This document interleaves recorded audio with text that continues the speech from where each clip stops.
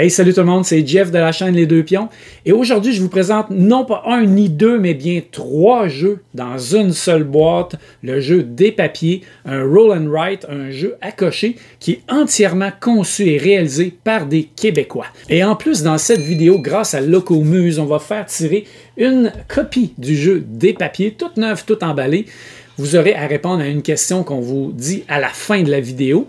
Et le gagnant ou la gagnante devra venir chercher son prix quelque part au Québec. On est un petit peu partout les deux pions, donc ça devrait être facile de vous retrouver. Restez avec nous à la fin pour avoir les détails du concours. Cette vidéo est une présentation de La Revanche, la boutique officielle des Deux Pions.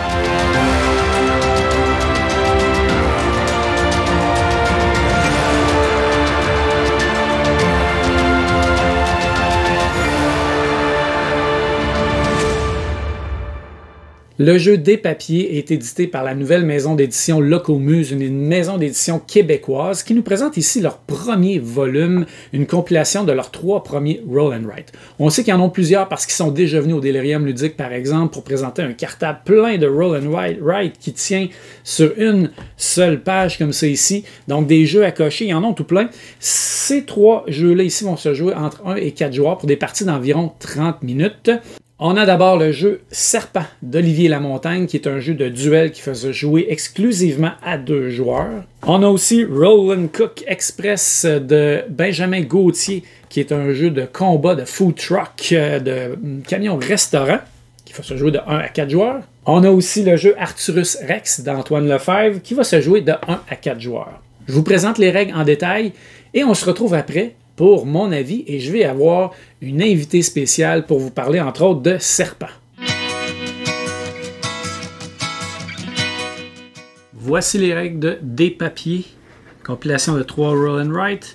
On va commencer par Serpent d'Olivier Lamontagne. Tout d'abord, il faut aller chercher la planche de jeu. Serpent est un jeu qui joue exclusivement à 2 joueurs, comme on peut voir ici. Donc, un joueur va jouer les rouges et un joueur va jouer les bleus. Alors, on va mettre le plateau au centre entre les 2 joueurs qui vont s'asseoir un en face de l'autre. On n'aura pas besoin des autres plateaux. On va mettre de côté. Chaque joueur va prendre un feutre et on va prendre les 5 dés. Pour déterminer le premier joueur, on peut rouler le dé et la valeur la plus élevée va déterminer qui est le premier joueur. Le premier joueur va choisir un des 4 carrés ici dans lequel le premier affrontement va se faire. Le but du jeu est de gagner 2 des 3 affrontements, donc un 2 sur 3. On voit ici avec les pièces de monnaie que chaque joueur a. Lorsqu'on va avoir une défaite, on va barrer une pièce de monnaie. Et après la deuxième défaite, l'autre joueur remporte la partie. On n'a plus d'argent à mettre dans la machine. Donc le but, c'est de remporter 2 victoires sur 3 affrontements. Ce qui veut dire qu'on ne jouera pas dans les 4 carrés. On va jouer dans maximum 3 carrés pour une partie, pour un affrontement.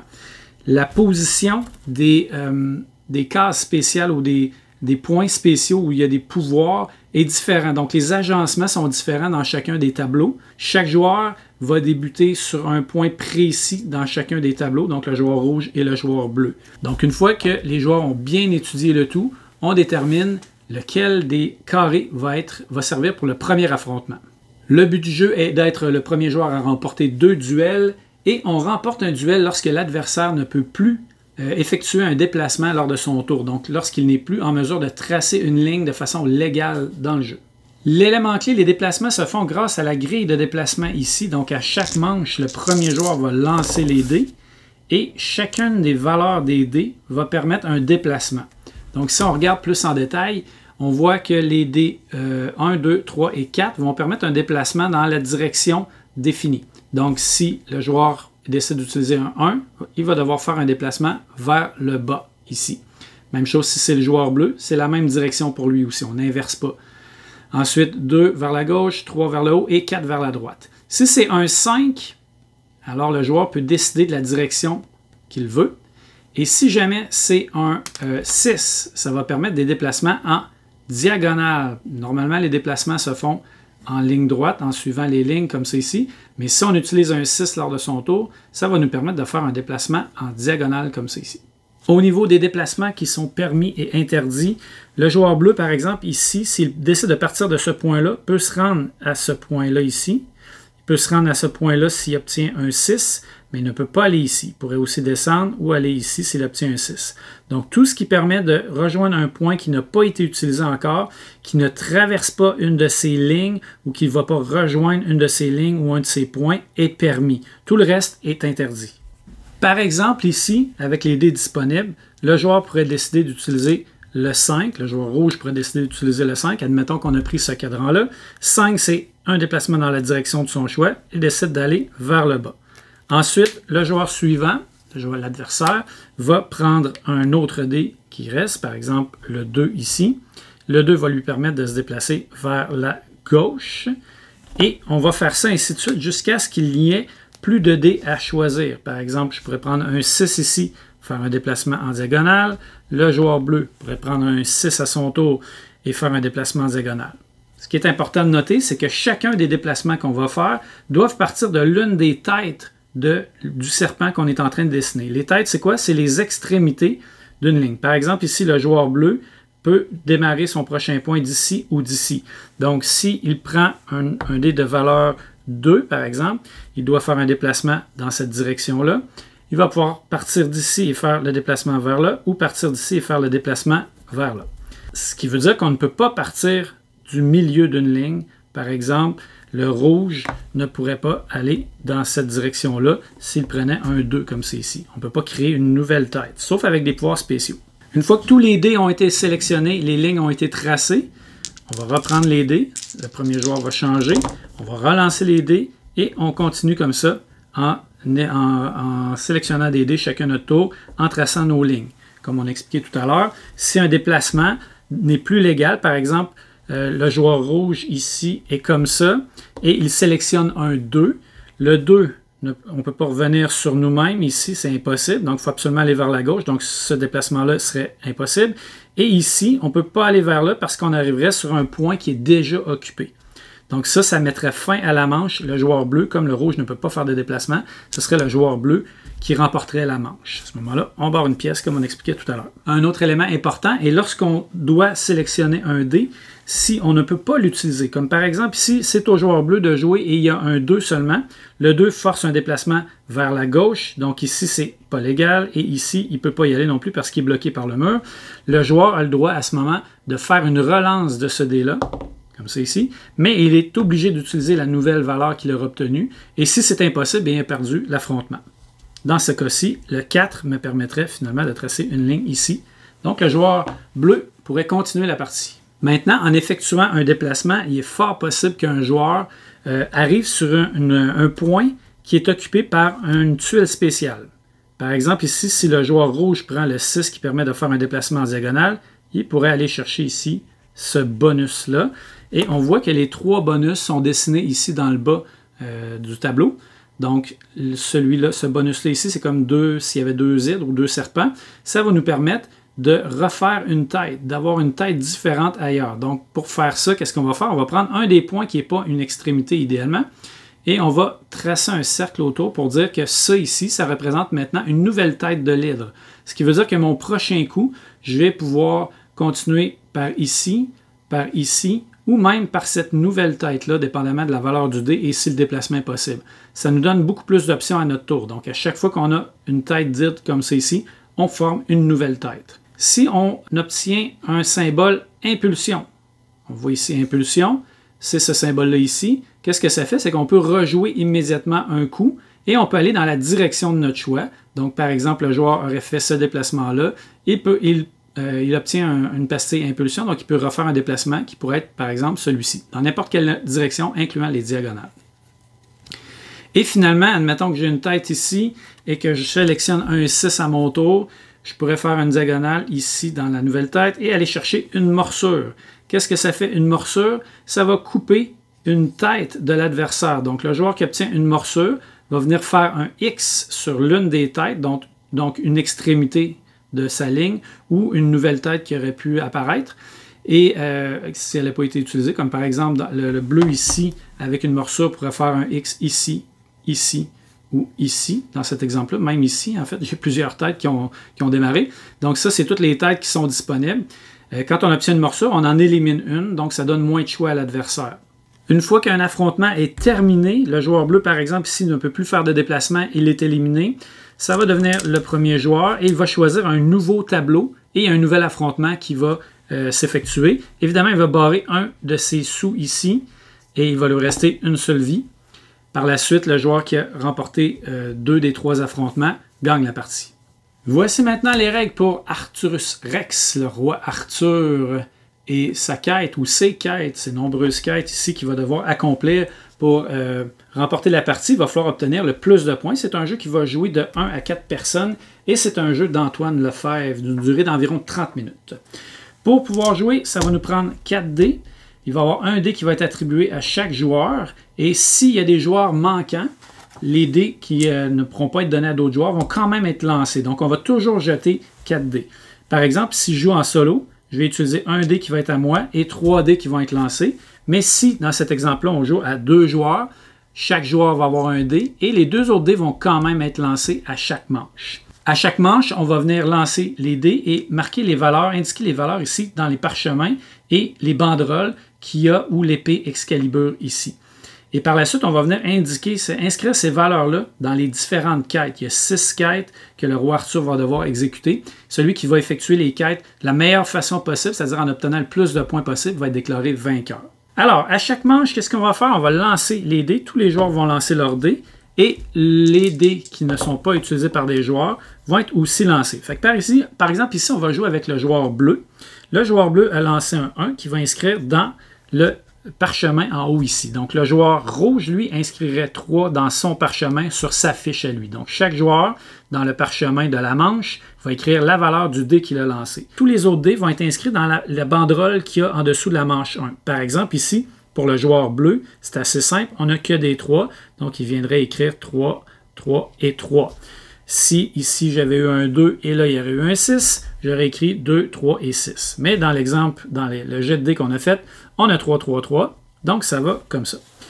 Le dé qui est dans le parchemin, tant qu'on n'aura pas complété la quête de Guenièvre ici, vont devoir être absolument utilisés pour la quête de Merlin ici et ses parchemins. Qu'est-ce qu'on va faire? On va venir barbouiller ou barrer des cases dans chacun des parchemins dans l'ordre. Donc, on démarre ici et on fait le tour comme ça. Et la valeur qui est ici indique le nombre de cases qu'on va devoir barrer. Ici, j'ai obtenu 1, donc je vais barrer une case ici. Dès que je vais avoir barré suffisamment de cases pour compléter un parchemin, ça va me donner le bonus en jaune ici, comme ça, que je vais encercler. Quand les bonus sont en jaune sur le jeu, c'est des bonus qu'on va encercler et qu'on va pouvoir barrer pour utiliser plus tard. On n'est pas obligé de les utiliser immédiatement. Les autres valeurs qui sont indiquées en dessous de la banderole ici, ainsi que la valeur qu'il y a dans l'épée Excalibur, dépendamment de ce qu'il va y avoir, il va y avoir plusieurs choses, mais par exemple ici c'est une valeur 4, vont pouvoir être utilisées dans n'importe quelle des 6 quêtes d'Arthur, incluant le parchemin, les parchemins de Merlin. Je vais les passer un par un. Alors Merlin et ses parchemins, c'est très simple. Chaque valeur qu'on va utiliser, on va la barrer. Par exemple, si je prends un 4 ici, on va barrer 4 nouvelles cases ici. Et à chaque fois qu'on réussit à compléter un parchemin, on obtient un bonus qu'on peut utiliser plus tard. Pour ce qui est de Guenièvre, on va devoir libérer Guenièvre pour aller chercher son amour. Donc, on voit les petits cœurs ici. Et dans chacun des cœurs, il y a des valeurs identiques. Donc, on voit 1 et 1, 2 et 2, 3 et 3, etc. Mais c'est des valeurs avec un plus, donc 3 et plus 2 fois. Dans les valeurs que j'ai obtenues ici, j'ai des 3, ça tombe bien. Donc, je pourrais utiliser 2 des 3 pour venir barrer ici 3 et plus. Donc, j'ai 3 et plus 2 fois dans le même tour. Donc, je peux barrer ces 2 valeurs-là, ce qui vient de libérer un cadenas. J'aurais pu, si j'avais voulu, barrer 2 et plus ou 1 et plus, puisque 3, c'est plus que 1 et plus que 2. Mais idéalement, on essaie de barrer la valeur la plus grande ou là où on est rendu dans la quête. Plus on va barrer des cadenas, des ensembles de cadenas, bien, plus on va obtenir des points à la fin de la partie. Donc ici, on voit 2, 5, 8, 11, 15 et 18. Ça va dépendre du nombre de duos de cadenas qu'on va avoir débloqués. Et lorsqu'on a réussi à débarrer tous les cadenas, comme ça ici, eh bien, on va débarrer ici les parchemins de Merlin. Donc, en libérant Guenièvre, ça va nous permettre ici de débloquer les parchemins. Donc, s'il y avait eu plusieurs manches, il y aurait probablement des chiffres décrits un peu partout ici, mais admettons que rendu à peu près à cette manche-là, on réussit à débloquer les cadenas de Guenièvre. On va venir noircir ici les petits cadenas dans le bas des parchemins. Ce qui veut dire qu'à l'avenir, lors d'une prochaine manche, admettons qu'on est rendu à cette manche-là, on va toujours lancer, les joueurs vont toujours lancer les dés et le dé du centre.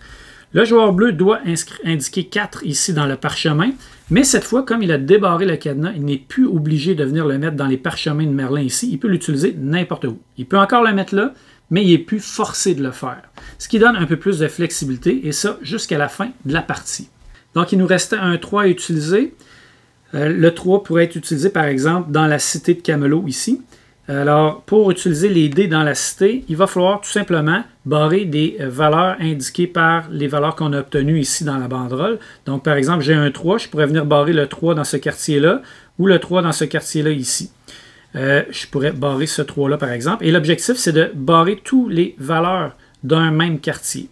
À ce moment-là, on va obtenir le bonus, qui est un, on va le montrer comme il faut à l'écran, un plus ou un moins sur une valeur. Donc, on va pouvoir éventuellement, lorsqu'on va avoir une valeur, par exemple le 3 ici, en utilisant ce bonus-là, on pourrait faire un 4 ou un 2 avec. Donc, c'est un plus ou moins 1. On est à une nouvelle manche ici, la manche 2. Donc, le joueur a barré 4 cases dans les parchemins de Merlin. Il y a d'autres chiffres ici à rentrer et il y a aussi un symbole d'épée avec le bouclier. Qu'est-ce que le symbole épée-bouclier? Eh bien, c'est une valeur de son choix. Ce qui va me permettre de vous expliquer ici la quête de Mordred. Donc, ça représente ici Mordred qu'on veut vaincre idéalement avant d'arriver ici. La quête de Mordred, qu'est-ce qu'elle nous demande? Elle nous demande d'inscrire des chiffres dans les cases blanches dans l'ordre, comme c'est ici de la spirale, en commençant par le plus gros chiffre et en descendant à chaque valeur qu'on va indiquer. Donc, je vais vous expliquer 2 éléments additionnels pour l'utilisation des valeurs. L'épée et bouclier permet d'utiliser la valeur de son choix ou barrer la case de son choix. Fait que si on l'utilise pour les parchemins de Merlin, ça va nous permettre seulement de barrer une case, ce qui n'est pas l'idéal. Mais par contre, pour Mordred, ça pourrait nous permettre de commencer à, disons, 99 ici. On peut indiquer la valeur qu'on veut, il n'y a pas de problème. Et la valeur suivante va devoir être moindre. On ne peut pas mettre la même valeur ou monter. Donc ici, ça me prend moins de 99, ce qui est assez facile à faire avec des D6. Mais vous allez me dire, OK, mais comment on peut avoir des valeurs en haut de 6? Eh bien, on peut toujours additionner une ou plusieurs valeurs dans les valeurs qu'on a obtenues dans la manche. Par exemple, ici, je pourrais décider d'additionner le 6 et le 5 pour faire 11 ici. Donc, 99 et 11, ça respecte la règle de toujours aller en ordre décroissant. Et ça nous permet d'avoir des valeurs plus élevées que 1 à 6 seulement. J'aurais pu additionner 6, 4 et 5 pour avoir une valeur de 15, mais avec 11, je considère que j'ai suffisamment pour pouvoir descendre ça. Et ça va me permettre d'utiliser le 4 ailleurs de façon plus efficace. L'addition de ces valeurs-là, c'est ce qui va nous permettre aussi d'aller cocher des chiffres qui sont plus grands que 6 dans la cité de Camelot, donc 9, 7, 8 ici.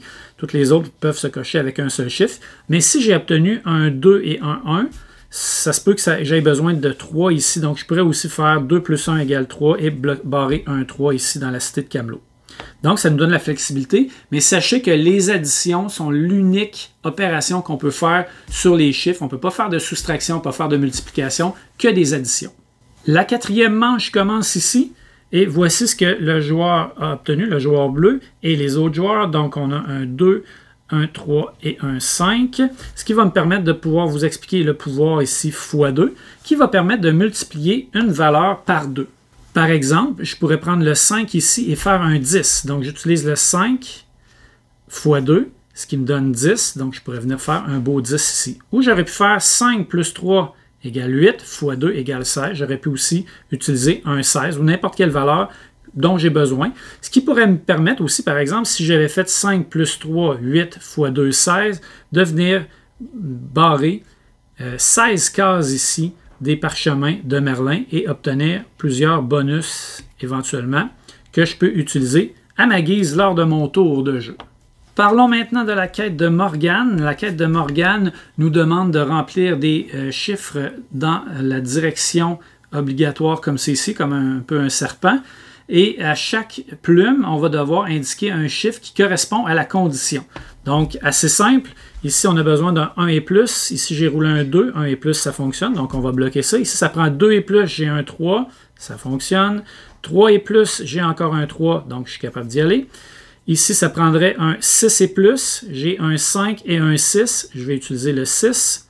Une fois que j'ai complété une ligne, quand j'arrive au bout, je vais encercler la ligne, plutôt le bonus en jaune, et c'est un bouclier avec des épées en jaune, ce qui me permet d'utiliser une valeur de mon choix ou de barbouiller une case quand je veux. Donc la valeur de mon choix. Par exemple, je pourrais décider de l'utiliser ici pour mettre un 9 avec Mordred. Finalement, on a la quête du Graal ici qu'on veut obtenir, qui va devoir être remplie du bas vers le haut. Et à chaque rangée qu'on va compléter, on va obtenir des points de victoire. Il y a une condition importante à respecter, c'est que chaque valeur qui est indiquée dans le bas ici, ou en fait les valeurs suivantes, doivent être supérieures aux valeurs qui sont directement dessous. Et il faut remplir du bas vers le haut, et il faut aussi avoir un système un peu de pyramide, c'est-à-dire que les bases doivent pouvoir obtenir le chiffre qui est en haut. Fait que par exemple, dans ce que j'ai ici obtenu, j'ai obtenu 2, 2, 1, 6, 6. Je pourrais utiliser un 1 pour venir le mettre ici. Je pourrais utiliser un 2 et un 2 pour venir les mettre ici et ici. Par la suite, pour pouvoir indiquer une valeur ici ou ici, je vais devoir indiquer un chiffre qui est strictement supérieur aux deux chiffres qui sont directement en dessous. Donc ici, ça me prendrait un 3 et plus parce que j'ai 1 et 2. Donc qu'est-ce qui est plus grand que 2 et 1? Eh bien, c'est 3. Et ici, j'aurais pu, si j'avais obtenu un 4 par exemple, indiquer un 4. Une fois que ces cases-là sont remplies, ici, bien, ça va devoir encore respecter la condition. Donc ici, j'aurais le droit de mettre un 4 parce que c'est supérieur au 3 qui est directement en dessous. Ici, je pourrais que je mette un 5 ou un 6 ou plus. Donc, par exemple, je mettrais un 6.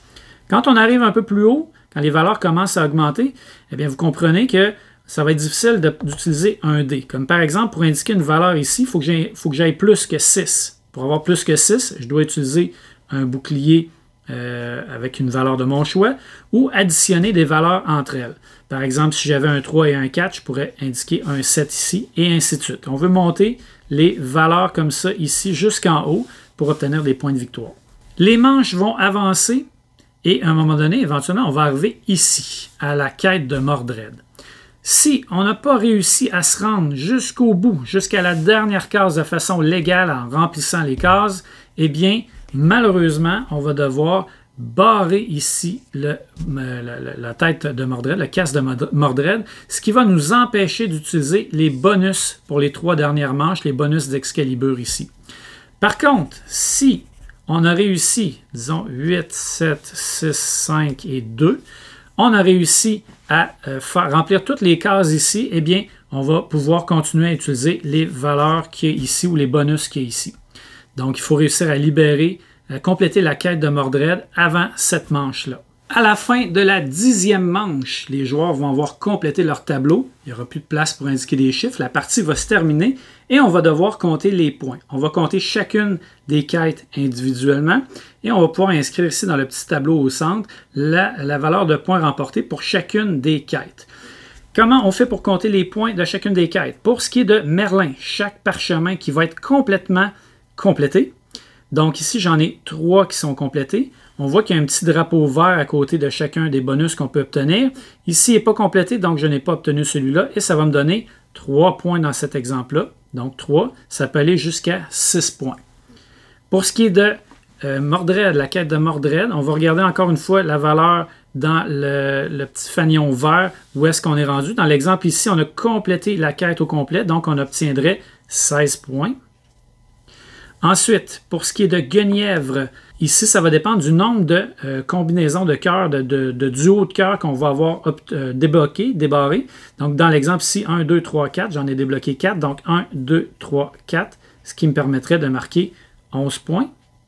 Pour ce qui est de la quête de Morgane, on va aller voir encore une fois quel bonus on a obtenu, le plus élevé. Celui-là, c'était un exemple tout à l'heure. Donc, ici, vous voyez que je me suis rendu jusqu'ici, j'ai complété celui-là, donc j'obtiendrai 7 points.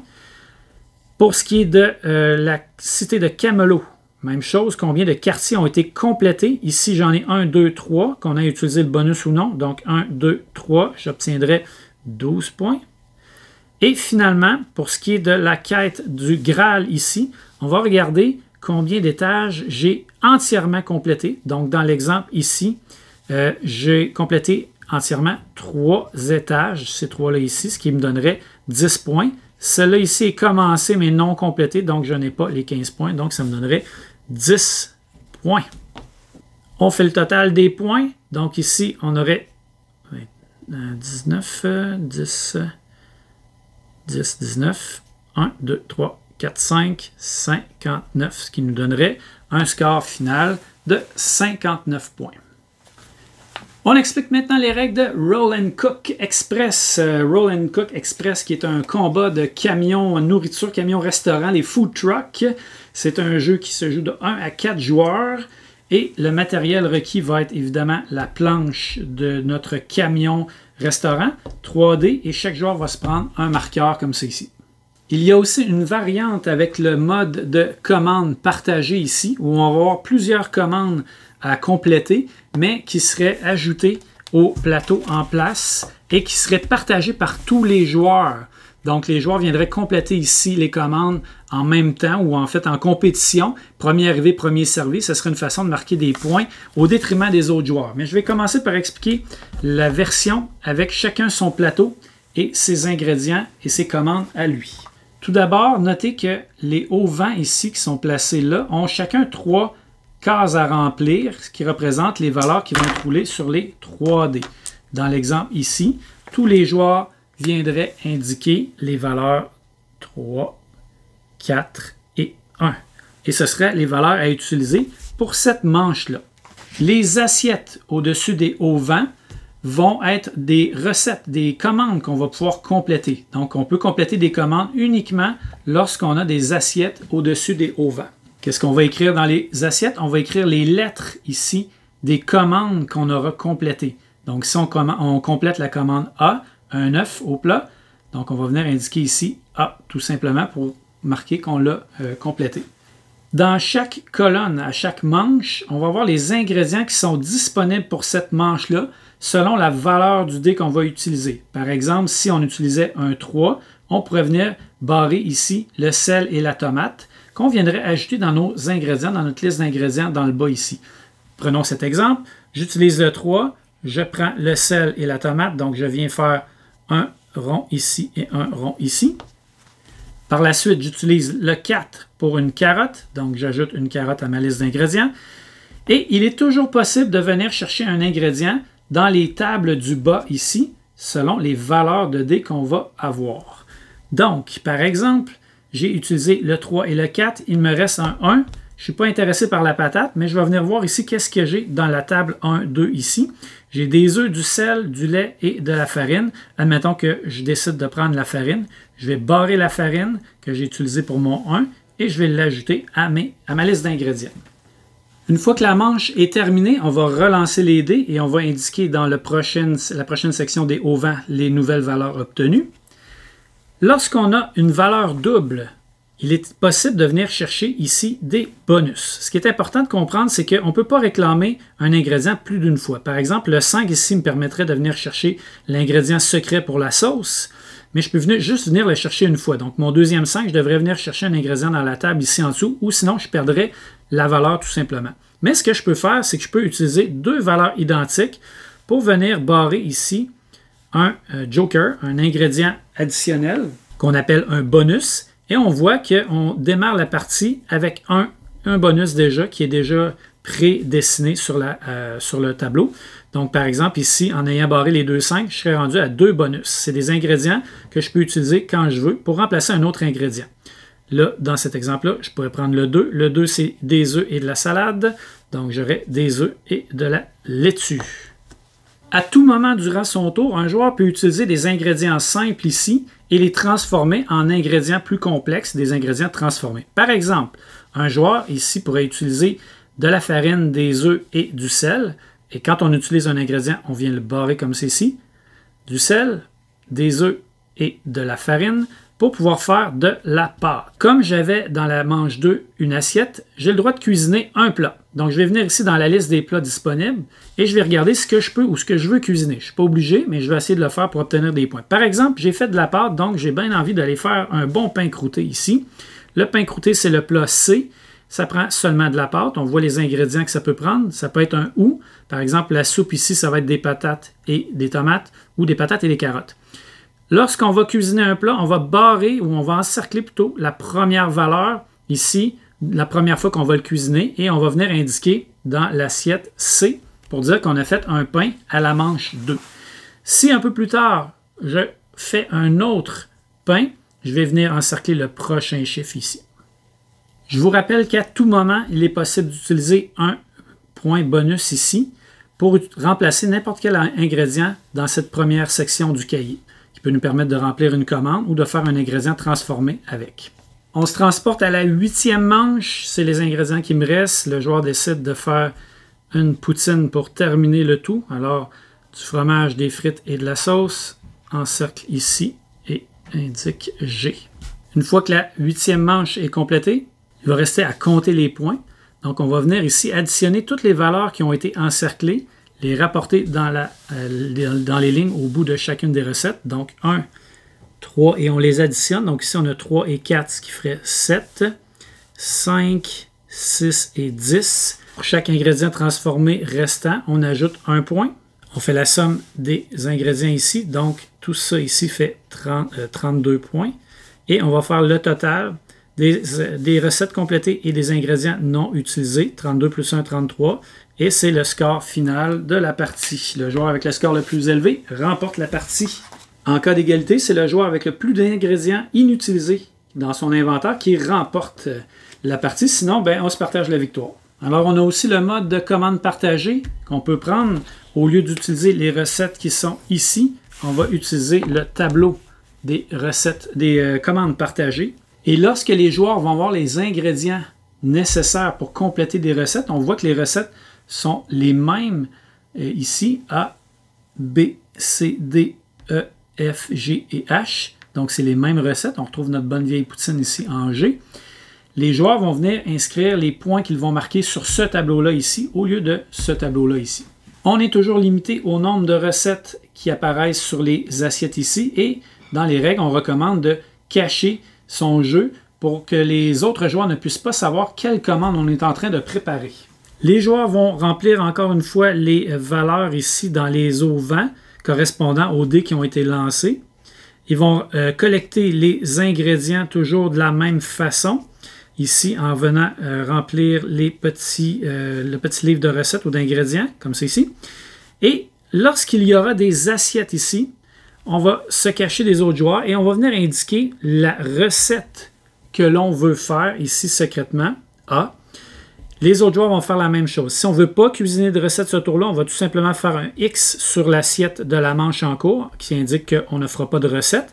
Mais ensuite, une fois qu'on a indiqué un X ou une lettre, les joueurs vont révéler la recette qu'ils ont décidé de faire.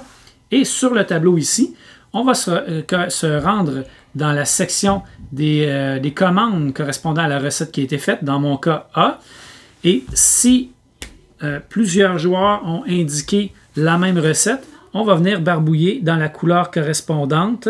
Par exemple, bleu ici et rouge aurait fait la recette de l'œuf au plat dans la même manche. Donc, au cours de la même manche, les joueurs qui ont préparé le même plat remplissent la même commande, mais au cours des manches suivantes, on va toujours aller à la prochaine commande qui n'a pas été encore complétée une fois, ou qui n'a pas été complétée, donc la suivante. Donc ici, celle-là a été faite. Les prochains joueurs vont indiquer leur commande ici. Si dans une autre manche, le joueur bleu refait un œuf au plat, il va venir faire ça ici.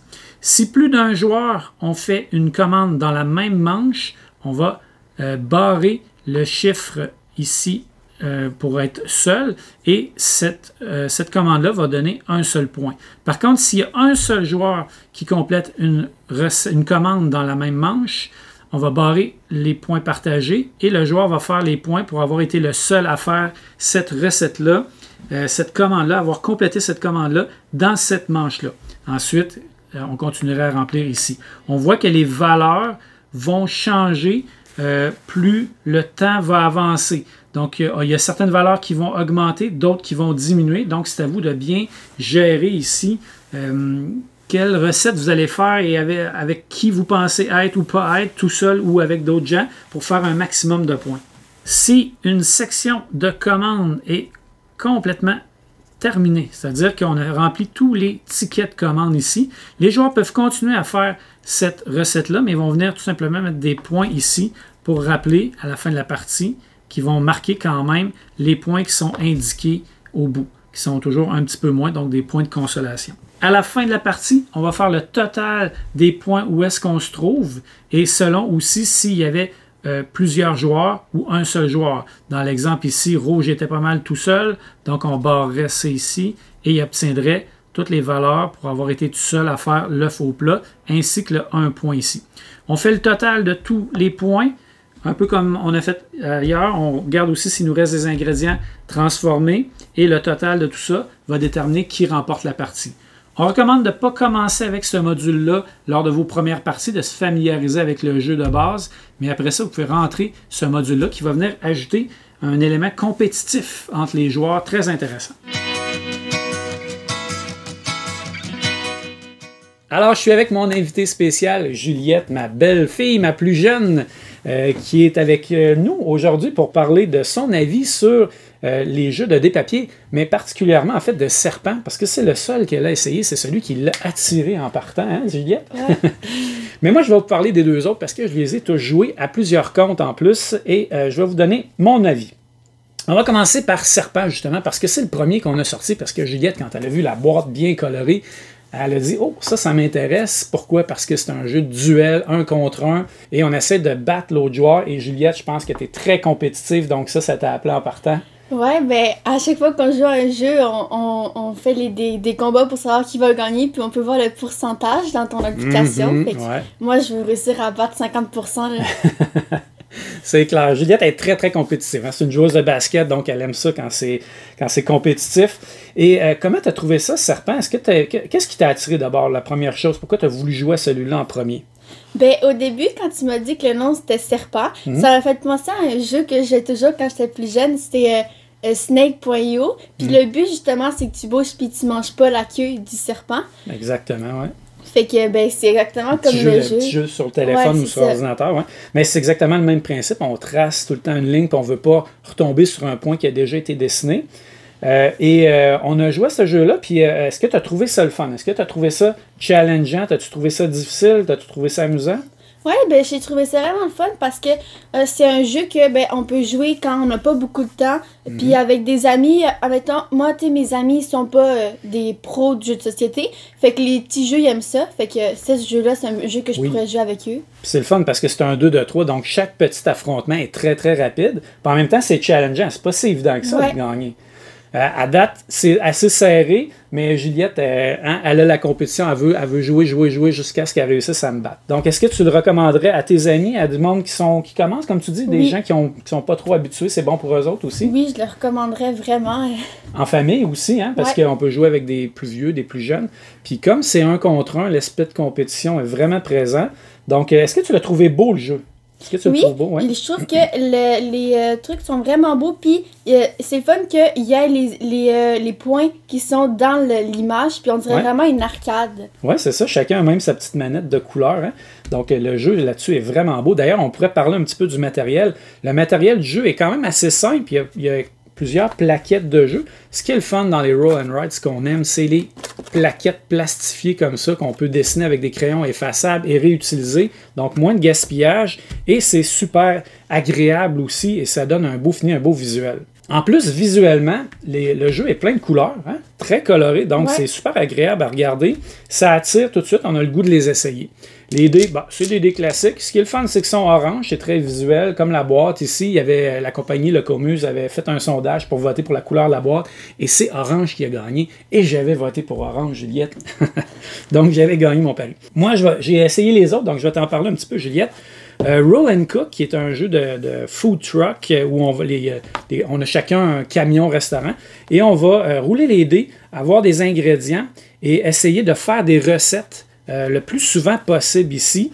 Donc, c'est assez simple comme jeu où on va essayer de gérer ses ressources et ramasser les bons ingrédients pour pouvoir faire les recettes. C'est un bon petit casse-tête de qu'est-ce qu'on peut ramasser parce qu'à chaque manche, on ne pourra pas ramasser nécessairement les mêmes ingrédients. J'ai bien aimé le jeu de base, mais ce que j'ai particulièrement aimé, c'est le mode ici compétitif qu'on peut faire, si on veut, après une deuxième ou une troisième partie, où là, tous les joueurs vont jouer sur le même plateau les recettes. Donc, on va tous essayer de faire les recettes un peu en même temps, en cachette. On va ramasser nos ingrédients. On va dire, je fais la recette C, par exemple. Et là, tous ceux qui ont fait la même recette, ben, vont cocher sur la même commande, le même petit post-it de commande, et ça va donner moins de points. Donc, si vous réussissez à faire une recette tout seul pendant un tour, ça va vous donner plus de points que si vous êtes en même temps à faire la même recette. Ça, j'ai trouvé ça le fun parce que ça venait rajouter vraiment un petit crunchy au jeu.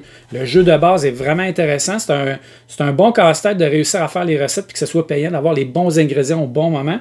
Mais le petit aspect compétitif à plusieurs ici, donc un peu plus d'interaction sur celui-là que juste celui-là, j'ai trouvé ça vraiment bien. Et finalement, Arcturus Rex, qui est peut-être le plus classique des jeux à cocher ici, qui peut faire penser un petit peu à Tréfuté, avec les 6 quêtes du roi Arthur, est vraiment très très cool aussi.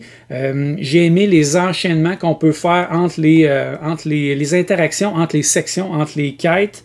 Et je dois avouer que je les ai tous joués. Ces deux-là, en fait, je les ai joués solo aussi et à plusieurs. Et ça joue très très bien solo. Ça prend peut-être 10 minutes une partie. On essaie de battre notre meilleur score. Puis c'est pas si évident que ça, on peut pas tout faire. Et on a des choix quand même assez difficiles, c'est ce que j'ai aimé. Est-ce qu'on va libérer Guenièvre ou est-ce qu'on va aller vaincre Mordred, par exemple, pour avoir des bonus ou débloquer nos parchemins? C'est des décisions qui sont quand même assez difficiles. Est-ce qu'on va utiliser nos petits dés pour avancer la mission de Mordred, ou on va aller faire, pas Mordred, mais Morgane plutôt, ou on va aller faire le Graal, où on va avoir les petites valeurs au début et les grosses à la fin? Est-ce qu'on veut ouvrir les quartiers de Camelot? J'ai trouvé que on pouvait jouer le jeu de façon différente et à chaque fois, c'était quand même, on pouvait faire des points et ça amenait un élément stratégique unique à chaque partie. Comme on a dit un peu tout à l'heure, un petit peu comme Serpent, ça reste des jeux qui sont quand même très accessibles. C'est pas des jeux qui sont hyper complexes, donc je pense que pour jouer en famille, pour jouer avec des gens qui sont moins habitués avec les jeux à cocher, ça va être vraiment numéro 1. C'est une très belle introduction. Il y a des variantes dans certains jeux qui sont bien le fun aussi. Donc, pour nous, des papiers, je dirais que c'est un succès familial. Ouais. Je pense qu'on va rejouer et rejouer encore. Et comme on disait, comme c'est des cartons effaçables, comme c'est ici, plastifié effaçable, ben, ça fait que c'est réutilisable à l'infini. Donc, c'est une très belle production de Locomuse, honnêtement. 3 beaux jeux de 3 auteurs québécois. Donc, félicitations. Je pense que c'est un succès. Et on a bien hâte de voir la deuxième édition, la deuxième compilation de Locomuse pour les prochains Roll and Write. On sait qu'ils en ont un cartable plein, donc ça promet. Alors, tel que promis, Juliette, on va faire tirer une copie de dés papier. Et comment on peut participer? Eh bien, c'est simple. Vous allez sur notre page Facebook et vous allez identifier 3 personnes. Une personne pour chacun des jeux avec qui vous voudriez jouer. Par exemple... Donc, une personne avec qui vous voudriez jouer à Serpent. Une personne avec qui vous voulez jouer à Arcturus Rex et une personne avec qui vous voulez jouer à Roll and Cook Express. Donc, 3 personnes différentes sur notre page Facebook. Vous les taguez. C'est important d'être abonné à notre page Facebook. Et à notre chaîne YouTube. Évidemment, évidemment. Et le jeu, vous allez devoir venir le chercher quelque part au Québec. Donc, on est un petit peu partout. C'est facile pour nous de faire voyager le jeu. Donc, évidemment, malheureusement, pour les gens de l'Europe, ça va être difficile pour vous, à part si vous passez au Québec prochainement. Inscrivez-vous, participez avant cette date-là, et il y aura une personne chanceuse qui va remporter une belle copie de dés papier pour jouer avec vos amis et en famille. Et comme toujours, si vous avez aimé la vidéo, faites-nous un beau pouce en l'air. Et abonnez-vous à la chaîne YouTube. Et laissez-nous des commentaires. C'est quoi vos Roll and Write préférés ou lequel de ces 3 Roll and Write-là vous intéresse particulièrement? Et sur ce, salut tout le monde, à la prochaine! Bye.